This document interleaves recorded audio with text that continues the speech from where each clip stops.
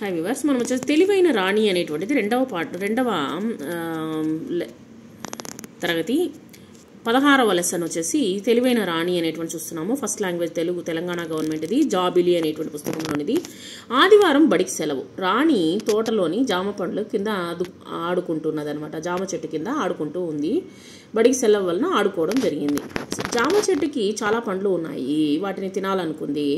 జామ పండ్లు చేతికి అందుతలేదనమాట. ఆడడం లేదంటే మనం ఏం చేస్తాము, కర్ర పట్టుకొని కొడతాము, లేదా రాయిచ్చి కొడతాము.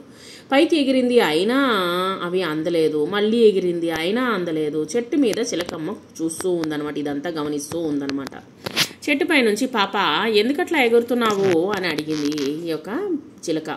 రాణి నాకు జామ పండ్లు కావాలి అన్నదనమాట. నీకు పండ్లు కావాలా? ఇస్తా, కానీ నేను అడిగేటువంటి ప్రశ్నలకు నువ్వు జవాబులు చెబితే నీకు జామ పండ్లు ఇస్తాను అన్నది చిలకమ్మ.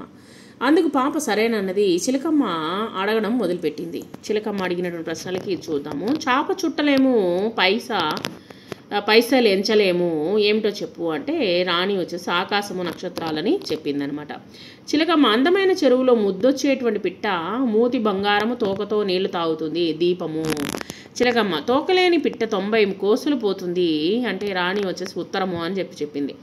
చిలకమ్మ, పడగ విప్పిన బాటసారి పైలంగా పోతాడు, ఎండకు వాన లొంగడు, గాలికి గడగడ మునుగుతాడు. ఛత్రి అంటే గొడుగు అనమాట. చిలకమ్మ, ముక్కు మీద కెక్కు,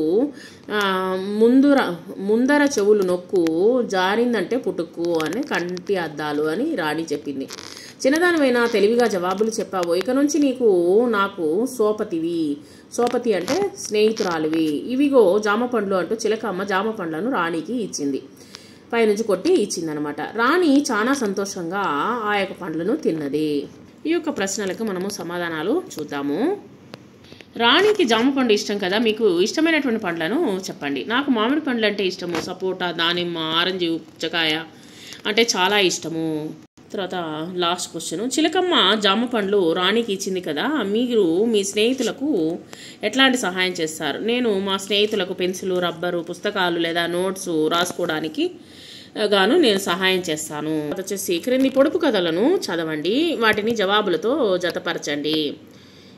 ఇక్కడ వచ్చేసి అందమైన చెరువులో ముద్దొచ్చే పిట్ట మూతి బంగారం, తోకతో నీళ్లు తాగుతుంది, దీపం అనమాట. దీపంతో జత చేయండి. పడగ విప్పిన బాటసారి పైలంగా పోతాడు, ఎండకు వానకు లొంగడు, గాలికి గడగడ వణుకుతాడు, గొడుగు. ముక్కు మీద కెక్కు, ముందర చెవుల నొక్కు, జారిందంటే పుట్టుక్కు. ఇది వచ్చేసి కంటి అద్దాలు. మీరు ఈ విధంగా రాసుకోవచ్చు, లేదా మీరు జత చేయవచ్చు. సో ఈ విధంగా ఆన్సర్ అనేటువంటి కరెక్ట్ అయిన ఆన్సర్ ఈ విధంగా రాయండి. ఇక్కడ కింది పదాలు చదవండి, వాటికి సంబంధించిన పొడుపు కథలను పాఠంలో ఉన్నవి వాటి కింద గీత గీయండి. ఉత్తరము, ఆకాశము, నక్షత్రాలకు సంబంధించినటువంటి ప్రశ్నలు గీత గీయండి, లేదా ఈ విధంగా రాయండి. ఉత్తరము, తోకలేని పిట్ట 90 కోసలు పోతుంది, లేదా ఆకాశము నక్షత్రాలకు చాప చుట్టలేము, పైసలు ఎంచలేము, ఏమిటో చెప్పు అనేటువంటిది కూడా మనం ఈ విధంగా కూడా రాయవచ్చు. క్రింది పదాలను చదవండి, పొడుపు కథలకు జవాబులు తెలుసుకోండి. కాళ్ళున్నా కదలలేనిది. ఇక్కడ కొన్ని ఆన్సర్లు ఇచ్చినారు. పకోడి, కుర్చీ, రంపము, సూది, గుండు సూది అని ఇచ్చినారు. కాళ్ళున్నా కదలలేనిది కుర్చీ, గుడ్డు పెట్టలేని కోడి పకోడి, కన్ను ఉన్న తలలేనిది సూది, పళ్ళు ఉన్న నోరు లేనిది రంపము, తల ఉన్న కళ్ళు లేనిది గుండు సూది. సో క్రింది బొమ్మలను చూడండి, వీటికి సంబంధించిన పొడుపు కథలు ఏవో చెప్పండి, జవాబును బ్రాకెట్లో రాయండి. ఇక్కడ చీపుర, సూర్యుడు, కొబ్బరి, పెదవులు ఇచ్చినారు. వాటిని వచ్చేసి ఆన్సర్లు ఏంటనేది మనం రాద్దాము. పొద్దున్నే నిద్రలేస్తాడు, పగలంతా ఉరుకుతాడు, రాత్రి అయితే నిద్రపోతాడు, ఎవరది అంటే సూర్యుడు. ఆకాశంలో అంబు, అంబులో చెంబు, చెంబులో పాలు, ఏమిటది అంటే కొబ్బరికాయ. నేలను నాకుతుంది, మూలాన కూర్చుంటుంది, ఏమిటది అంటే చీపురు అనమాట.